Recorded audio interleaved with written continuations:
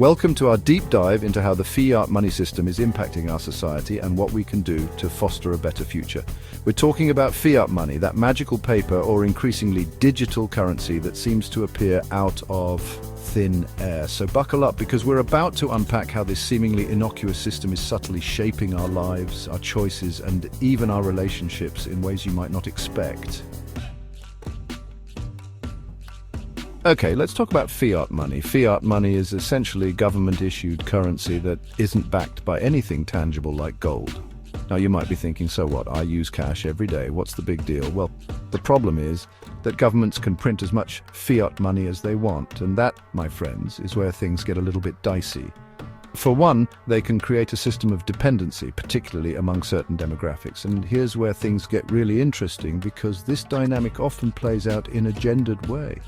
Because of the way many of these social programs are structured, they disproportionately benefit women, often creating a financial incentive for them to remain in relationships that might not be serving them well, or to forgo traditional relationship roles. Now, I know what you're thinking. John, are you suggesting that women are just gold-digging harpies who are only after government handouts? No, not at all. What I'm suggesting is that when you create a system with perverse incentives, people are going to respond to those incentives. And in this case, those incentives can warp our understanding of traditional gender roles and expectations within relationships. It's a recipe for resentment, frustration, and ultimately a breakdown in those traditional relationship dynamics. So, we've talked about how fiat money can create a system of dependency, often with unintended consequences for women. But what about the guys? Where do they fit into this whole equation? Well, let's just say that men aren't exactly coming out on top in this brave new fiat world, but it's not just about the direct financial burden. See, inflation, that sneaky little beast that eats away at the value of your money over time, is a direct result of all that money printing. It's enough to make anyone want to throw in the towel, and sadly, that's exactly what we're seeing happening. Men are becoming increasingly disillusioned with a system that feels rigged against them. They're opting out of the workforce in droves, they're checking out of relationships, and they're generally feeling like their contributions are no longer valued. This isn't about men versus women. This is about a system that's failing everyone, albeit in different ways. So far, we've talked about how fiat money can warp incentives for both men and women, potentially leading to dependency, resentment, and a breakdown in traditional relationship roles. But the consequences of this system go far beyond individual relationships. We're talking about the very foundation of society itself, the family. The problem is, fiat money is making it harder than ever to build those strong, stable families. For starters, the economic pressures created by inflation and stagnant wages make it incredibly difficult for young people to afford the costs associated with starting a family. But it's not just about the financial burden, the constant pressure to consume, to keep up with the Joneses, to chase fleeting experiences over long-term goals. All of these are symptoms of a fiat-fueled culture that prioritizes instant gratification over delayed satisfaction. When you combine these economic pressures with the social and cultural shifts we discussed earlier, you have a perfect storm for family formation. The result? Declining marriage rates, soaring out-of-wedlock births, and a generation of children growing up without the stability and support of a two-parent household. Now, before I get accused of running a men's rights activist channel disguised as an economics lesson, let's talk about the impact of fiat money on women. Because while it's tempting to paint women as the sole beneficiaries of this system, after all, they are often the primary recipients of government assistance. The reality is far more nuanced. Yes, it's true that women have made significant strides in recent decades, particularly in terms of education, career opportunities, and financial independence. But here's the catch. This reliance on government support can be a double-edged sword. On the one hand, it provides a safety net, a sense of security, and a degree of freedom that previous generations of women could only dream of. On the other hand, it can create a sense of dependency, both financial and emotional, that can be difficult to break free from.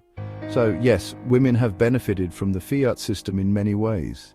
But it's a Pyrrhic victory, one that comes at the cost of increased pressure, responsibility, and a sense of uncertainty about the future. Okay, so we've covered a lot of ground here, from the impact of fiat money on relationships and families to the unintended consequences for both men and women. But there's one more piece of the puzzle we need to discuss, and it's a big one: the economy. Now, I know talking about economics can be about as exciting as watching paint dry, but trust me, this is important stuff, because the health of our economy is inextricably linked to the health of our society as a whole. See, fiat money, with its seductive promise of endless growth and prosperity, has a dark side. It encourages short-term thinking, reckless spending, and a dangerous addiction to debt. When you can simply print more money to paper over problems, it creates a moral hazard, a belief that there are no consequences for irresponsible behavior. This isn't just theoretical, folks. We've seen this cycle play out time and time again throughout history, and the longer we continue down this path, the more severe those consequences will become. Okay, I know what you're thinking. John, this is all very depressing. Is there any hope, or are we just doomed to spiral down the fiat drain? Well, don't despair just yet, because there is a potential solution, a light at the end of this rather long and winding tunnel, and that solution, my friends, is decentralization.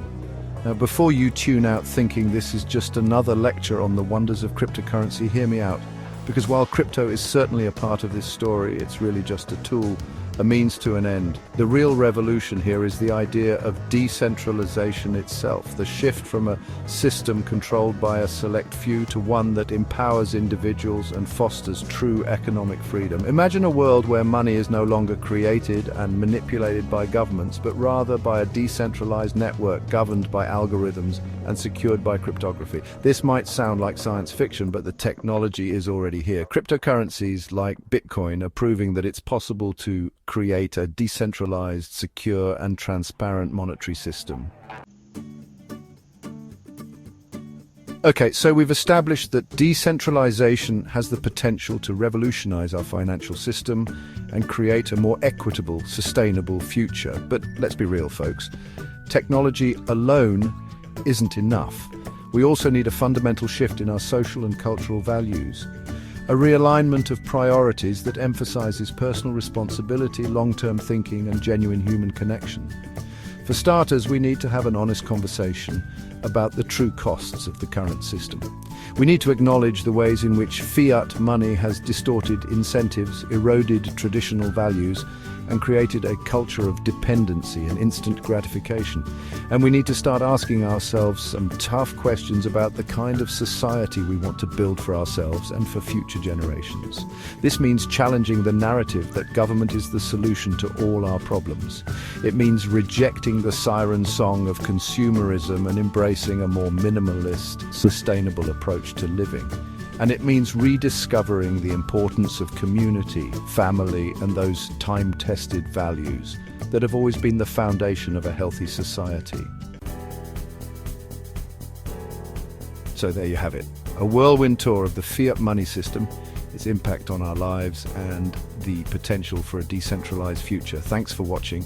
If you found this video insightful, don't forget to like, share, and subscribe for more content on how we can build a better future together. Because ultimately, this isn't about left versus right, men versus women, or even crypto versus fiat. It's about recognizing that we're all in this together, and that the choices we make today will determine the kind of world we leave behind for future generations. Let's choose wisely.